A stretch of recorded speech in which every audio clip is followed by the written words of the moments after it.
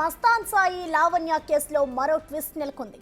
లావణ్య కేసులో Narsingi detective inspector Srinivas ను CP office కు అటాచ్ చేస్తూ సిపి అవినాష్ మహంతి ఉత్తర్వులు జారీ చేశారు. లావణ్యతో తరచూ వాట్సాప్ లో వీడియో కాల్స్ మాట్లాడుతూ శ్రీనివాస్ పరిచయం పెంచుకున్నారు. ఇది వైరల్ కావడంతో దీనిపై పోలీసు ఉన్నతాధికారులు విచారణ జరిపారు. డిఐ శ్రీనివాస్ లావణ్యతో మాట్లాడింది నిజమేనని విచారణలో తేలడంతో ఐజీ ఆఫీస్ కు ఆయన్ను అటాచ్ చేశారు. ఇక లావణ్య రాజ్ తరుణ్ పై ఫిర్యాదు చేసిన నాటి నుంచి ఇటు శ్రీనివాస్ తో పరిచయం ఉన్నట్లుగా తెలుస్తోంది. తరచూ వీరిద్దరూ ఫోన్లో వీడియో ఆడియో కాల్స్ మాట్లాడుకున్నట్లుగా సమాచారం సోషల్ మీడియాలో వైరల్ గా మారడంతో శ్రీనివాస్ పై చర్యలు తీసుకున్నారు. హలో హలో ఇది వినిపించలే వినిపించట్లే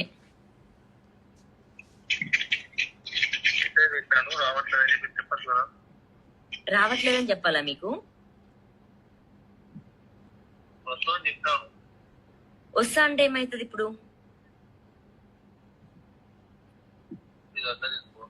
వస్తా అంటే ఏం చేస్తారు? వస్తా అంటే ఏం చేస్తారు?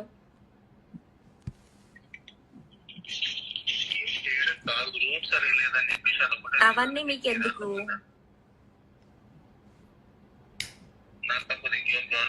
నాకు కావాలి, డ్రైవ్ చేసేది నేను కాబట్టి.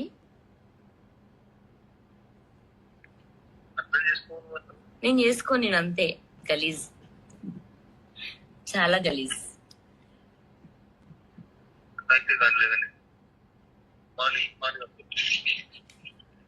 నేను ఇప్పుడే వస్తా.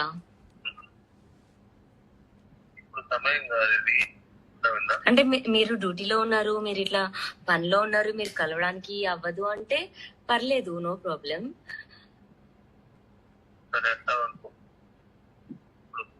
సరే, అప్పుడు దూరం నుంచి నేను మిమ్మల్ని చూసి వెళ్ళిపోతే ఓకేనా మీకు?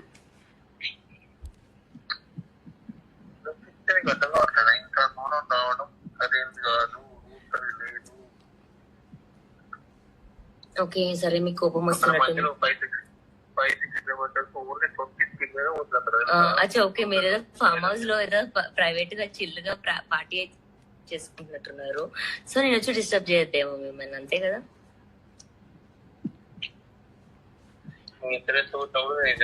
నేను ఎంత రెచ్చగొడతాను, నాకు రెచ్చగొట్టడం అంటే ఇష్టం. నాకు కసి కసి అంటే చాలా ఇష్టం. చెప్పినా కదా మీకు, చెప్పండి కదా మీకు, మీరు ఫామ్ హౌస్ లో పార్టీ చేసుకుంటున్నారు, డిస్టర్బ్ చేయకు ఇట్లా అని చెప్పండి. అప్పుడు ఇంకా కస్త వస్తా, చెప్పకపోతే నార్మల్గా వస్తా. మరి రావడం అయితే కన్ఫర్మ్, లేదంటే నా నంబర్ బ్లాక్ చేయండి. అయినా పర్లేదు, మీ లొకేషన్ ఉంది కాబట్టి నేను అక్కడికి వచ్చి ఎత్తుక్కుంటా మీకోసం.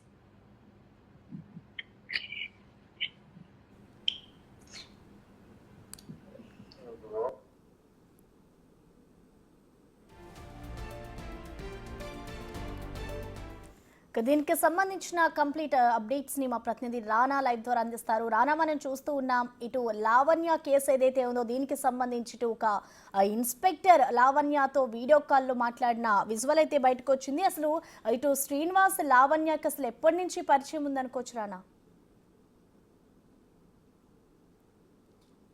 లావణ్య మస్తాన్ కేసులో ఇదొక కీలక మలుపుగానే మనం పరిగణించాల్సిన అవసరం ఉంది. ఎందుకంటే గతంలో లావణ్య కేసు అంటే డ్రగ్స్ కేసు చూసినటువంటి డిటెక్టివ్ ఇన్స్పెక్టర్ శ్రీనివాస్ పైన ఇప్పుడు ఆరోపణలు వస్తున్నాయి. ఆయనతో విచారణ సమయంలోనే లావణ్య ఆయనకు పరిచయమైనట్టు, వారిద్దరూ తరచుగా కూడా మాట్లాడుకుంటున్నట్టుగా, చాలా క్లోజ్గా కూడా వాళ్ళు మాట్లాడుకుంటున్నటువంటి కొన్ని ఆడియోలు అనేది ఇప్పుడు పూర్తి స్థాయిలో ఇటు సోషల్ మీడియాలో చక్కర్లు కొడుతున్నటువంటి నేపథ్యంలో ఇది పోలీసులకి చిక్కిన తర్వాత వారు ఇంటర్నల్ ఎంక్వైరీ అనేది చేశారు. ఇంటర్నల్ ఎంక్వైరీ చేసిన తర్వాత సిపి ఆఫీస్కి మొదటగా అటాచ్ చేశారు. అక్కడ కూడా పూర్తి స్థాయిలో ఎంక్వైరీ చేసిన తర్వాత ఈయన తరచుగా లావణ్యతో టచ్లో ఉన్నాడనేది నిర్ధారణ అయిన నేపథ్యంలో ఐజీ ఆఫీస్కి ఇప్పుడు అతన్ని అటాచ్ చేసినట్టుగా మనకు సమాచారం అవుతుంది. పూర్తిగా ఇప్పుడు ఏదైతే నార్సింగి పోలీస్ స్టేషన్లో డిఐగా పనిచేస్తున్నటువంటి శ్రీనివాస్ని బదిలీ వేటు అనేది పడినటువంటి అంశం అనేది ఇప్పుడు ఒక సంచలనంగా మారినటువంటి నేపథ్యం అయితే కనపడుతుంది. మొదటి నుంచి కూడా మనం భాష కీలకమైనటువంటి కామెంట్లు కూడా చేశారు.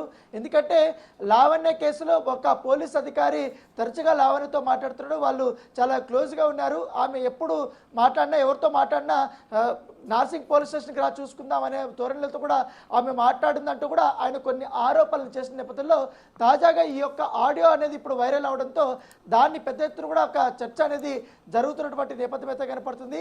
సో డిఐ శ్రీనివాస్ ఒక ఫామ్ హౌస్ పార్టీకి వెళ్తున్నప్పుడు లావణ్య అతనికి కాల్ చేసి నేను చూడాలనుకుంటున్నాను, మాట్లాడాలనుకుంటున్నాను అనే అంశాలని ఆమె ప్రస్తావించినటువంటి ఆడియో అనేది ఇప్పుడు ఇక్కడ పూర్తి స్థాయిలో ఇక్కడ పెద్ద ఎత్తున కూడా వైరల్ అవుతున్నటువంటి నేపథ్యం అయితే కనపడుతుంది. దాంతోపాటు ఇప్పటికే రావటం లేదని చెప్పాలా, నీకు వస్తా అంటే ఏమవుతుంది, ఇప్పుడు నీకు వస్తా అంటే ఏం చేస్తారు, అవన్నీ మీకెందుకు, నాకు కావాలి అని అంటే ఆమె అంటున్నట్టుగా ఆయన మాత్రం అర్థం చేసుకోండి, నేను ఇప్పుడు రాలేను అన్నట్టుగా అతనిలో ఆ ఒక వాయిస్లో వినిపిస్తుంది. దాంతోపాటు మీరు ఒక ఫామ్ హౌస్లో చిల్ అవుతున్నారు కాబట్టి ఇవి నేను వస్తే మీకు ఆ పార్టీకి ఇబ్బంది అవుతుందేమో అనేసి మీరు ఫీల్ అవుతున్నారు, అట్లా ఏం లేదు, నేను వచ్చి చూసి వెళ్ళిపోతానంటూ కూడా ఆమె మాట్లాడుతున్నట్టుగా ఈ యొక్క ఆడియో అనేది ఇప్పుడు వైరల్ అవుతున్నటువంటి నేపథ్యం అయితే ఏర్పడుతుంది. దాంతోపాటు అర్థం చేసుకోండి అంటే నేను అర్థం చేసుకోను, నేను చాలా గలీజ్ అంటూ కూడా నేను ఇప్పుడే వస్తా, మీరు డ్యూటీలో ఉన్నారు, పనిలో ఉండి కలవలేకపోతే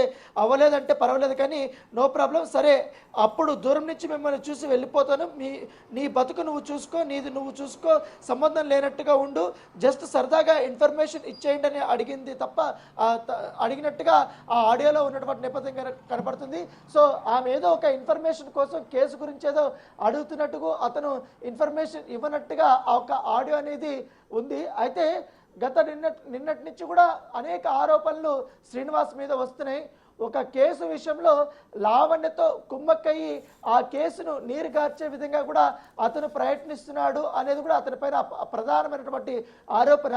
ప్రస్తుతం అది ఎంక్వైరీ దశలో ఉంది కాబట్టి కేవలం ఇప్పుడు లావణ్యతో అతను టచ్లో ఉన్నాడు, ఎక్కువగా క్లోజ్నెస్తో ఉన్నాడనే అంశం మాత్రమే ఇప్పుడు తెరపైకి వచ్చింది. నెక్స్ట్ నిజంగానే ఆ కేసుని నీరుగార్చడానికి ప్రయత్నించారా, అసలు ఏ కేసు, డ్రగ్స్ కేసా లేకపోతే రాస్తరన్ కేసా, ఏ కేసులో వీళ్ళు యొక్క సంభాషణ జరిగింది, ఎందుకు వీళ్ళు ఇంత రెగ్యులర్గా మాట్లాడుకుంటున్నారు అన్న దాని అంశం పైన కూడా పోలీసులు పూర్తి స్థాయిలో ఎంక్వైరీ చేస్తున్నటువంటి నేపథ్యం అయితే ఏర్పడుతుంది. సో ఇదే విషయం పైన లావణ్యను కూడా క్వశ్చన్ చేసే అవకాశం ఉన్నట్టుగా మనకు సమాచారం వస్తుంది. కేవలం ఈ యొక్క డిఐ శ్రీనివాస్తోనే కాకుండా మరొక పోలీసుతో కూడా ఆమె తరచుగా మాట్లాడుతున్నట్టుగా పోలీసులు అనుమానిస్తున్నారు. వాటికి సంబంధించిన కొన్ని ఆడియోలు కూడా పోలీసులకి అవైలబిలిటీ వచ్చాయి కాబట్టి వాటిని కూడా పూర్తి స్థాయిలో వారు పరిశీలిస్తున్నారు. కొన్ని ఎందుకంటే అవంతా కూడా వాట్సాప్ కాల్స్ అనేది కూడా డిఐ చెప్తున్నారు.